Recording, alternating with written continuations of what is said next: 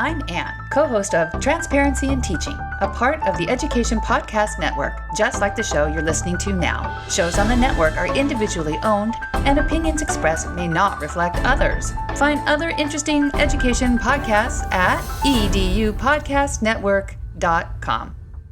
Hello, empowered principals. Welcome to episode 403. Welcome to the Empowered Principal Podcast, a not-so-typical educational resource that will teach you how to gain control of your career and get emotionally fit to lead your school and your life with joy by refining your most powerful tool, your mind. Here's your host, certified life coach, Angela Kelly. Well, hello there, empowered principals. Happy Tuesday, and welcome to this week's podcast. I have a very special guest. She's somebody that I spoke with. We had a meet and greet, and I just fell in love with her. She's got a great story to share with you about education and school leadership and has a unique experience to her path to leadership. So her name is Deepali Deshmukh, and she is a school leader who is opening a brand new school. One of the reasons I love her so much is we connected on this very similar experience. So as I was a brand new principal, my first 2 years in school leadership, I was opening a brand new site. So I wasn't just learning how to lead an established community, an established staff, an established school in terms of the building, the actual campus. I was opening one, dealing with construction and all of this, getting people into the program. So there was an element of, sales and marketing and recruitment.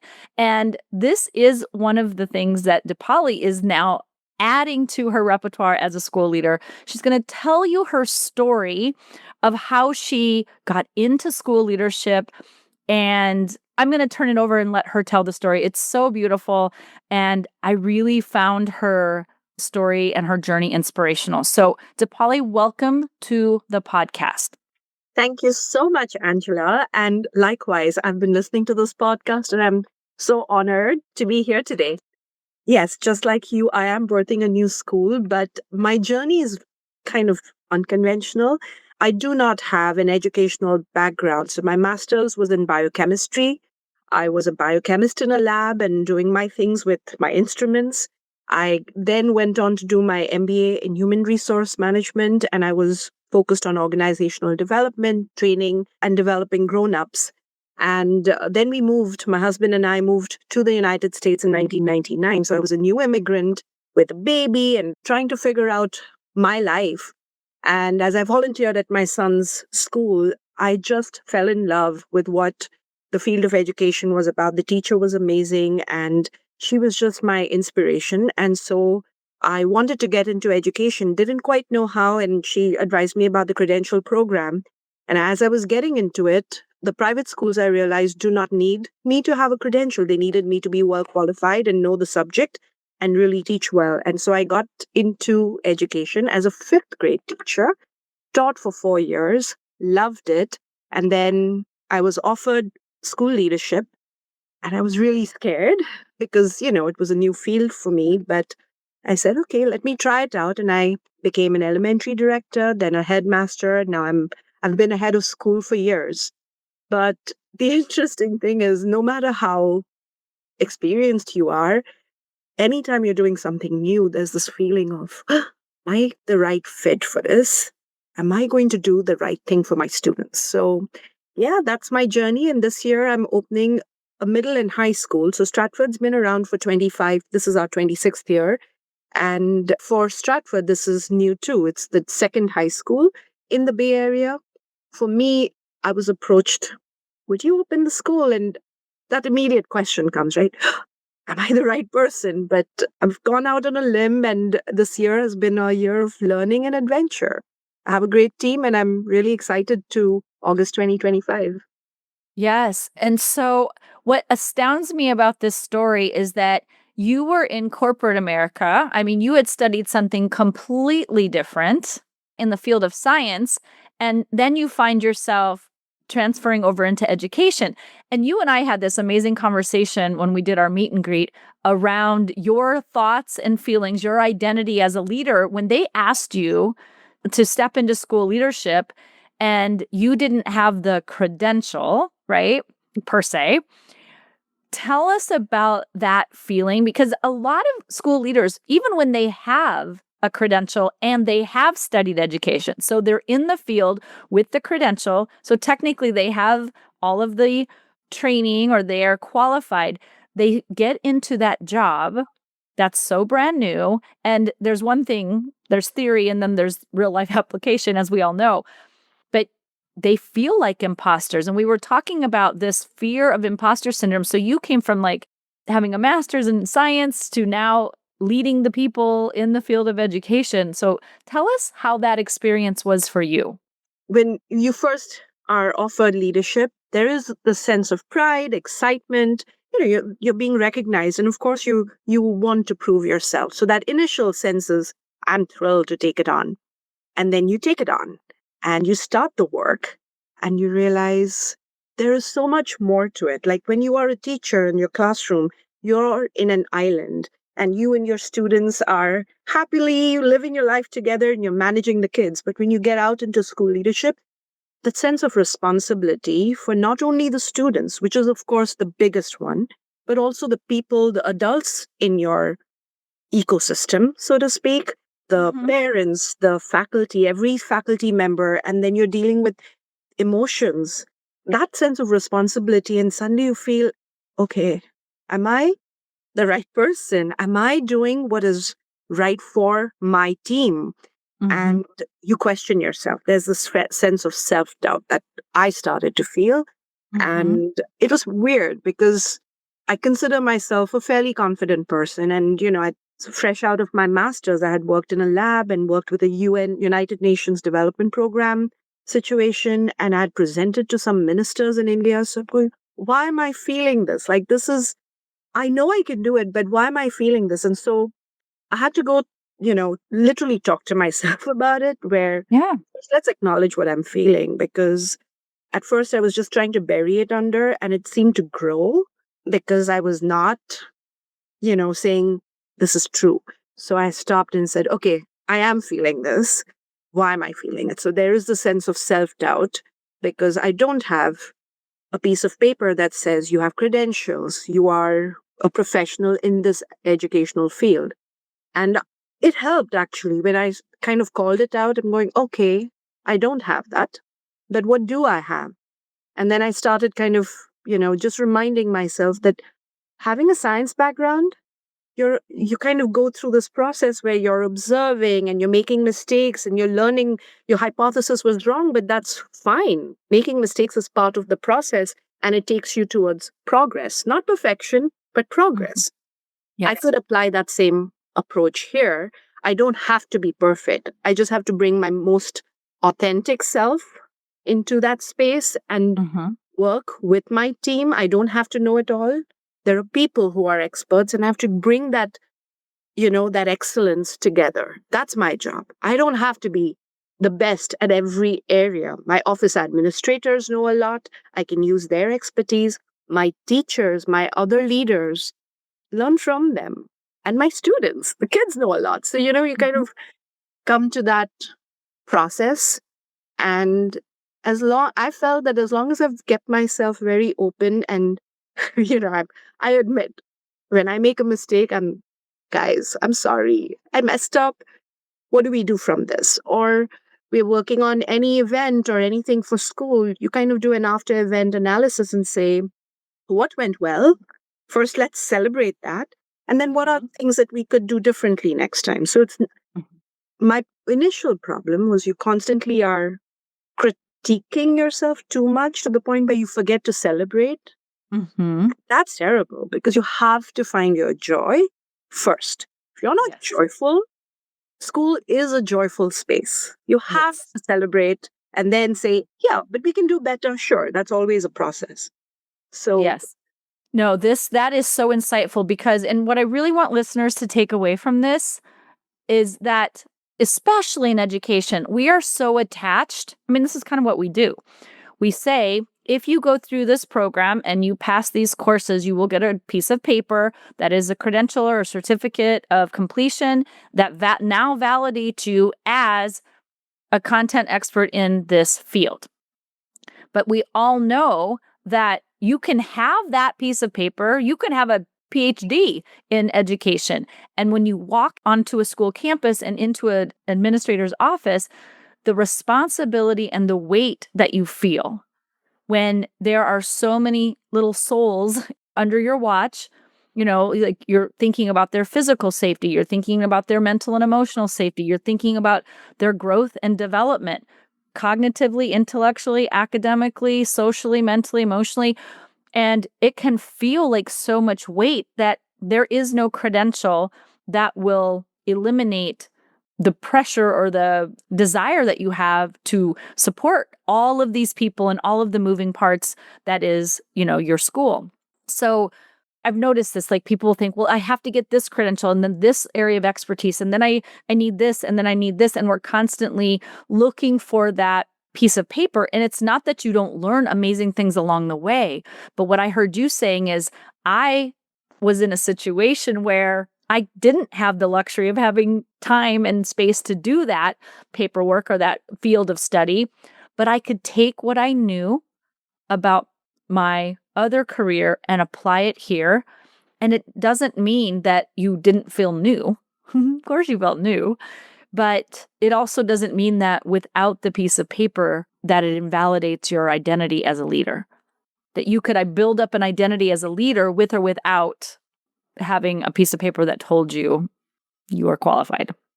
That is so true. I think you will agree, you and I kind of have the same experiences in terms of, you talked about starting a school, but the reflection piece that we go through as leaders, that's really where the growth happens. It's not that I did really well today and that means I'm perfect now. Every day there's something you learn. This is what I did well. Here are things that I could have done differently. I could have listened deeper. I could have waited before I responded. Some of those things come with experience. They come with some maturity. They come with knowledge about yourself and work that you do within. So a piece of paper is very important. You need to have the knowledge. You need to have content. So I respect those, who have that credential. And there is it does give you a sense of confidence that perhaps I lacked initially. But after you get into the field, you have to do more of that reflection and show that you're open to learning every single day. There's no one in our school that could say that we're perfect. I don't need to learn. Yes. Learn, that the teachers learn, the leaders learn, everyone's in this ecosystem of learning. And that's what helps us get great and have fun. Yeah. Yes. And I love the way you said that, because I think what happens is we want to avoid the discomfort of the learning by doing process, where we have to step in, we have to be vulnerable, we have to take a risk, we have to step in, we have to not know how to navigate something, and we learn how to navigate it by just navigating it. And then we gain wisdom in the hindsight of having navigated something. So when we have credentials, or if you're somebody who feels like you can't move forward until you have, the credential, I guess what I want to offer you is that getting a lot of credentials, because there's many different things you could do in education in terms of getting more and more credentials, but they won't exempt you from the discomfort of learning by doing. It won't prevent you from making a mistake, or it doesn't necessarily protect you from, not knowing what to do, if that makes sense. It absolutely does, because I've worked with people who have the most amazing credentials in the field of education.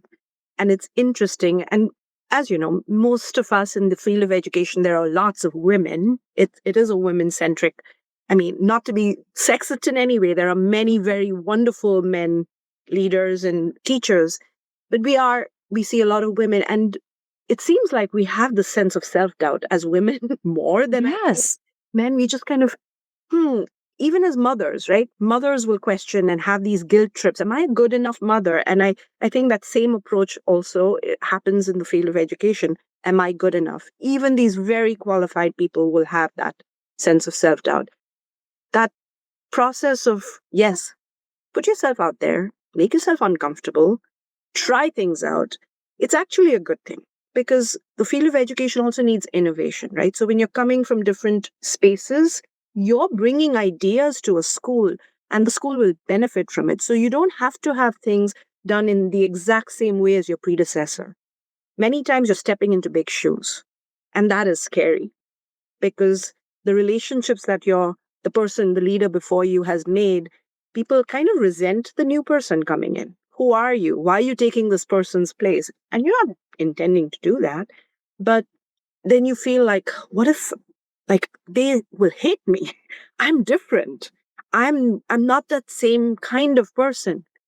And then you have to just stop and say, yes, I'm different. And that's okay. I'm going to bring some different ideas. I'm going to be respectful of the culture, Mm-hmm. but I'm also going to bring something different that may be valuable to my school. Even if I make mistakes, there'll be growth, and that's okay. I think that idea is also when you're a new leader getting into a school system that has existed before and has great Mm-hmm. leaders around, that the person before you has been there for 20, 30 years, and you go, how can I ever do this? You can. Yes. Trust yourself. You have to be like, okay, take a deep breath. It's okay. You won't be that person and you shouldn't be. You shouldn't Right. try to be. No, Everyone's that is so good. It's so good because I've thought a lot about this. Like there is a universal self-doubt, a tape that we play in our mind about not being enough, like insufficient at some level. And then there's also this idea, what you were just talking about, where and think about this. We play this out. When we self doubt, what we do is we retract because we're afraid of getting it wrong or afraid of hurting somebody or getting hurt or doing it wrong and feeling the outcome of being wrong.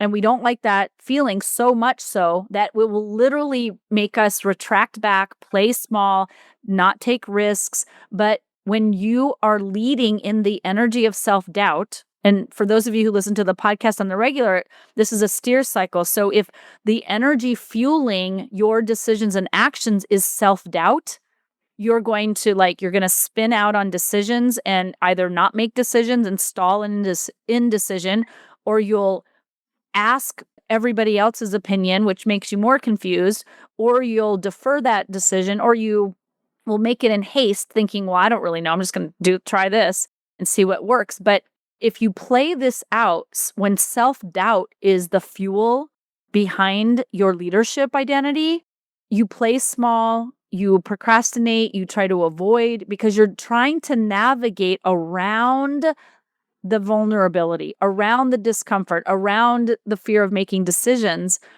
And it doesn't just like stall you out and stagnate you, it stagnates the progress of your entire school and community.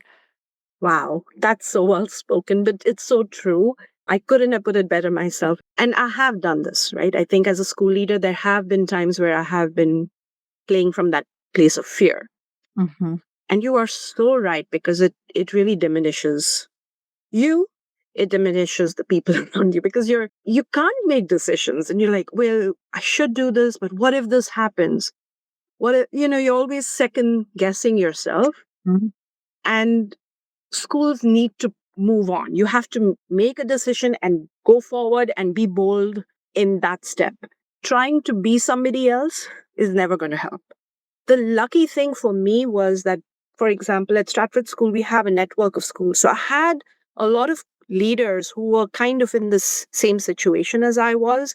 When you talk to people and you realize what they're going through, it helps kind of allay your fears as well. It's like, okay, I'm overthinking this, stop. And learning from each other and sharing it out, being very open and vulnerable and just taking on those risks sometimes is okay.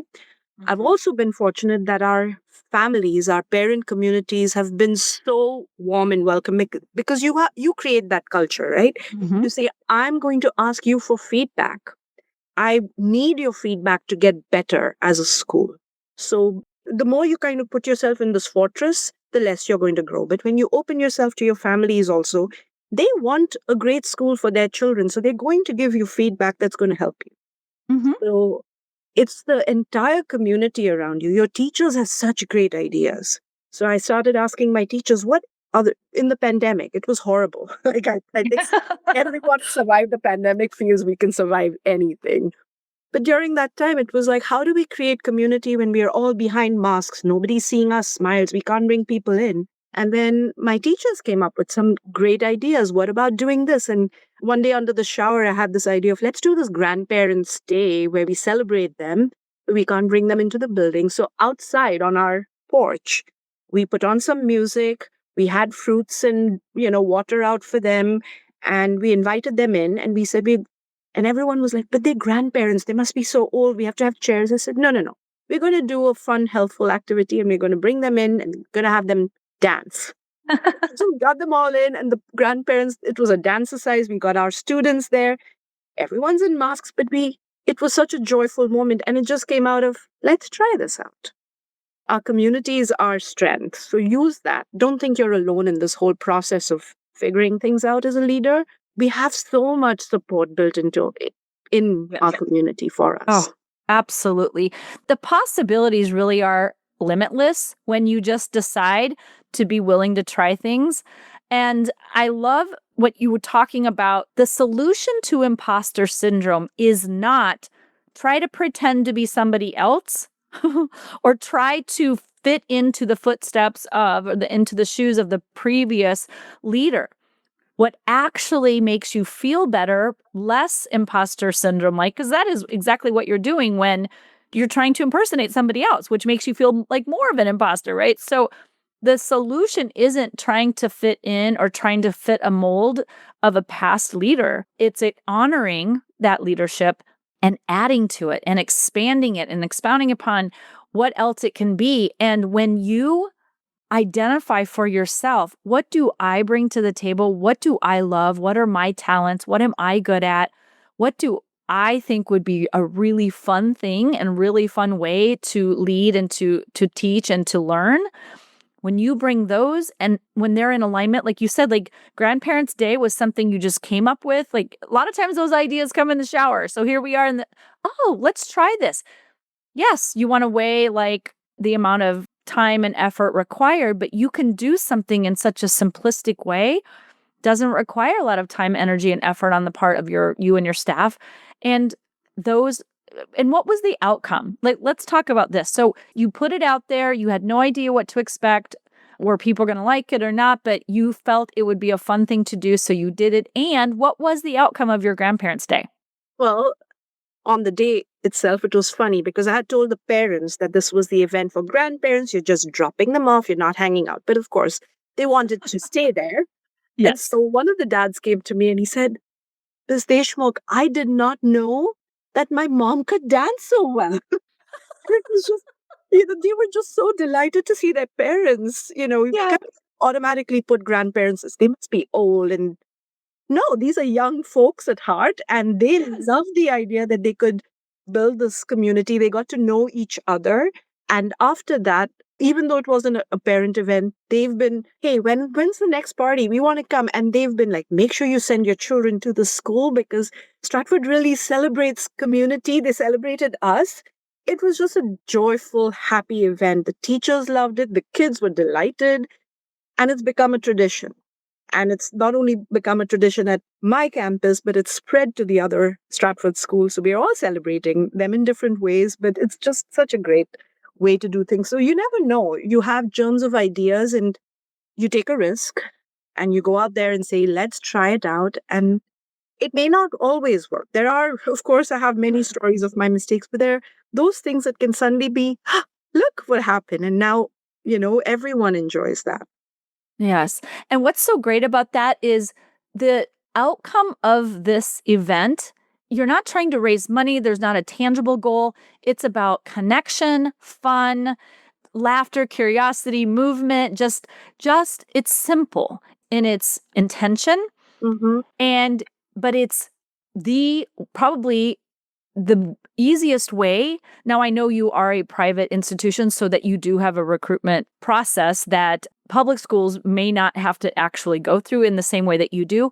But look at what such a simple decision and risk, basically, that you took turned into actually marketing. Like it's now like bring your kid to this school because it's fun, because they celebrate. And I want to say something. The podcast that I just recorded prior to speaking with Deepali today was on celebration, was on like bringing closure to your campus and celebrating and the value of celebration. Can you speak to the value of celebration and how you integrate celebration into the work that you do as a school leader? That's such a great question because, like I said, I had to remind myself from the beginning I'm here because it gives me joy. I had other options. I chose education because of the joy that it brings me. Mm-hmm. And as a very conscious decision as a school, we're very fortunate. It's not like your regular jobs where, you're doing something meaningful, but it's you and your computer. Here, we get to celebrate people and Yes. whether it's your faculty. So we have, awards for our teachers for, of course, the serious things, service awards and all of those, but also the silly things that happen. And you kind of have events around that for our students. I started this orator festival. Again, another, let's call it something. Names are important. So we called it the Mighty Orator Festival. And we had the students, the National Poetry Day. I said, so what else can we do with this? We call it National Poetry Day. And the kids we gave them challenging poems and speeches to recite. And everyone's like, it's a little too difficult. What are you trying to do? And a fifth grader doing Shakespeare. Yesterday, I was watching the kids and they are astounding. And they were so proud to celebrate their public speaking skills in front of an audience. And it's a joyful thing to see what kids can accomplish. So Yes. whether it is a festival, like an orator festival, whether you're doing Teacher Appreciation Week, there are so many things you can do to celebrate the joyous things. One of my mentors told me, because when he would have a check in with me, I would be, well, these are, I need to work with these teachers. I need to work with these parents. This is what the problems that I was facing. And he would always say, stop. Let's first talk about what was great. What was the most fun thing that you experienced in the past 2 weeks? And let's talk about that first. Then we'll get to the things that we need to solve. And that really helped me kind of reshape my thinking. There's a lot of joyful stuff, good stuff that we are doing at school. Mm-hmm. And if we only focus on the things that need to be fixed, we forget the good things. So just changing that paradigm Mm-hmm. and thinking about even in a classroom where a teacher's new and learning her skills, she's doing a lot of good things. First, celebrate those and then coach on the other things that she can work on, the technique she can work on.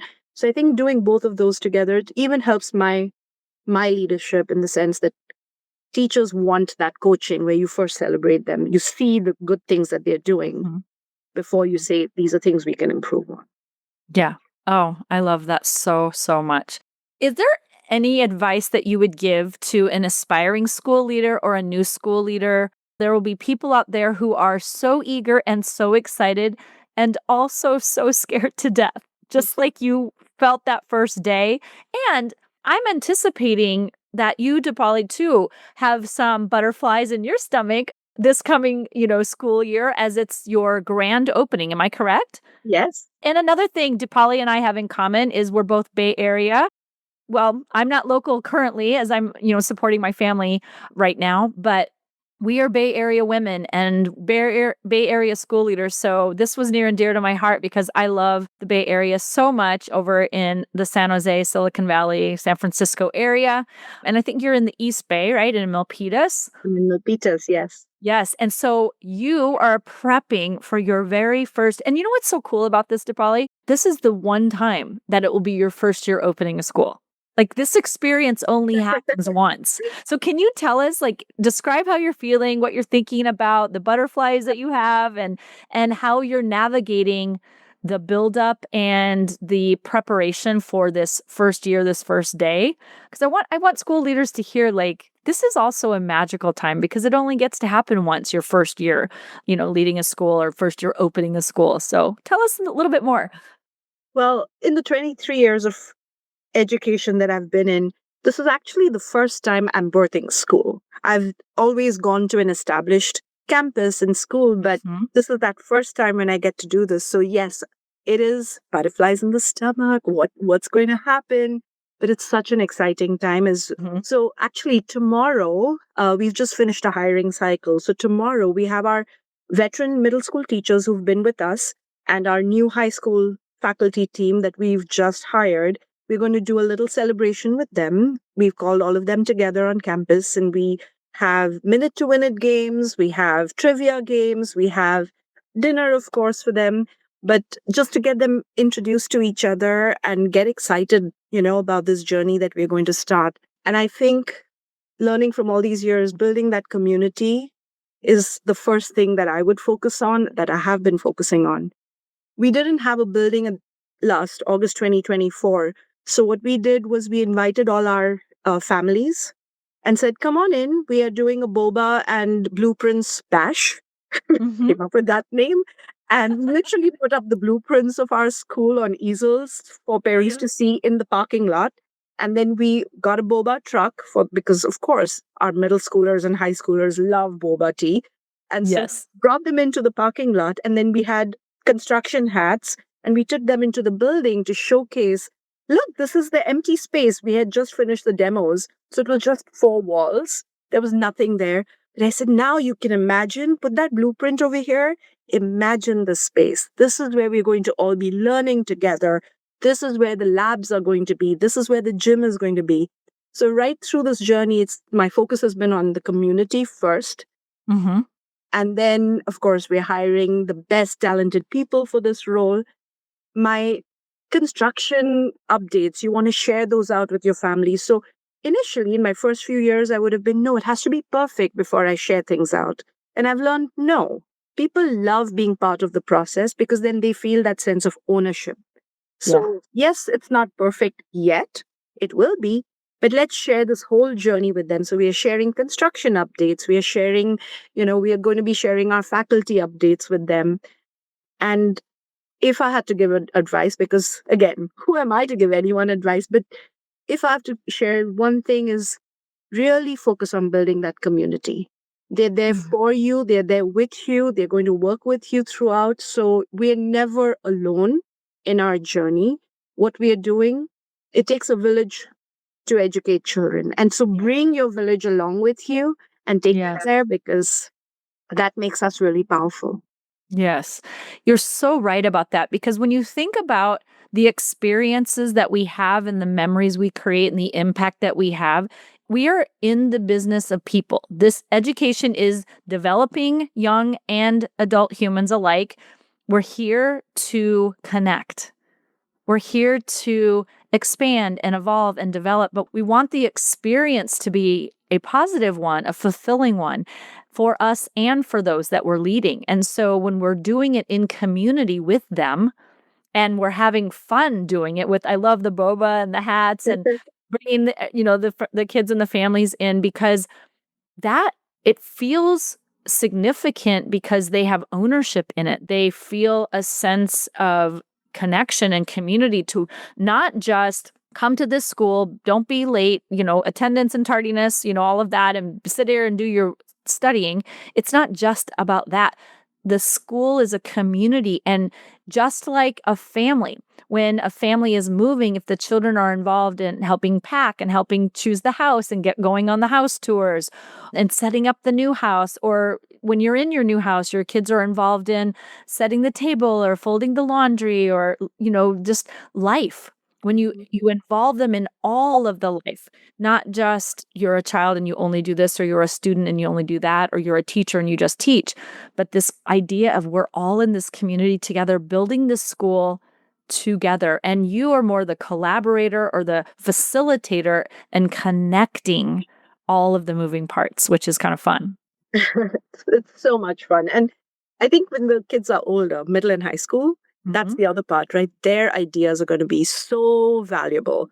And the students that we have enrolled, I think they are really excited about this as well. It's not just, I'm telling you which clubs we are going to run for you. Tell us, what clubs do you want to run? What is the enrichment you want to see at our school? Where's the leadership? I want those opportunities for the students that they're going to co-create with us. It's not the grown-ups doing it for them. So there's a very different feeling when you are starting a school like this. And I think bringing everyone along in that journey, the kids, most importantly, their families, our faculty, everybody's ideas are going to make such a difference. So yeah, that's my advice. Have fun building your community. And yes, you of course have to build your systems and your processes and make sure everything is, aligned so that the school will run smoothly. And that is the back end work that we do. But that's not the reason we do it. So we have to keep Right. the why in front of us at all times. Yes, because the one thing that doesn't change in education is people and connection. There will always be students, there will always be adults, teachers, staff members, community, family. There will always be the people. And so we focus on the people. The processes will change, whatever you need to set up systems. Those systems are going to have to evolve and change. Just like with COVID, we had no idea that was coming. And when it came, boy, did we have to pivot in processes, systems, and all of our old systems were completely invalidated in one day, it felt like. So those systems are important, but they're not the focus. They're not the primary reason we're here. And the reason we are here, you guys, we're here to have fun. Please give yourself permission to have some fun, take some risks, laugh at yourself. If it's a failure, like if you have grandparents' day and you do a dance at your school, you're going to borrow Deepali's idea and nobody shows up and it's a big bomb, laugh. My son and I call it misadventure. Like, here's to misadventure. So we're going to take this journey together as a school. There's going to be some adventures that really land and stick, and there's going to be some misadventures that didn't land and stick, and that's okay, but have some fun along the way. It is a big job, but it doesn't need to weigh you down in fear, doubt, worry, all of that. So I love your spirit. I'm so glad that we've met. Thank you for taking the time to share your story to all of the listeners in the Empowered Principal world. And I can't wait to stay in touch. I really want to hear, you know what would be really fun? I just thought this out loud. We should have you on at the end of the school year to hear how the first year went. Wouldn't that be fun? That would be wonderful. Like a year from now. I would love to share our adventures and Yes. misadventures. Yes. But I think, yes, I would be delighted. And when you are next back home, Yes. back in the Bay Area, please come visit. Come see us. I will definitely do that. I should be flying out sometime this coming summer. A friend of mine is having her baby, and actually in about a month from now. So I might be out in the next couple of months. So I've got your contact info. I'll look you up and we can meet for coffee or something. We'd love to have you around. So I would please love to come visit the school too. Yes. I would make arrangements we'll have your construction hats ready for you. We'll go in and see the space. I am all in. Hey, listeners, if you have any questions or, if they have more questions or they want to connect with you in any way or reach out or learn more about your school, how can they contact you? Do you want us to put all that in the show notes? Oh, that would be great. I'll share my email and the school website and everything. But yes, we're a phone call away, an email away. I'd be happy to connect. Yeah, I would love to. And I hope that maybe you'll join EPC too, because we'd love to have you and your expertise in there. But if you want to learn more, we'll put all of Deepali and her school, both contacts, information, her email and all of that in the show notes. If you are a brand new principal or you are opening a brand new school and you want to have a compadre in a collaboration with the first year. So be sure to reach out to her. Again, thank you so much. This has been a delight. I hope it's been helpful for you all. Stay empowered, and we will talk to you next week. Take good care. Bye. Thanks for listening to this episode of the Empowered Principal Podcast. If you enjoyed this episode and want to learn more, please visit angelakellycoaching.com, where you can sign up for weekly updates and learn more about the tools that will help you become an emotionally fit school leader.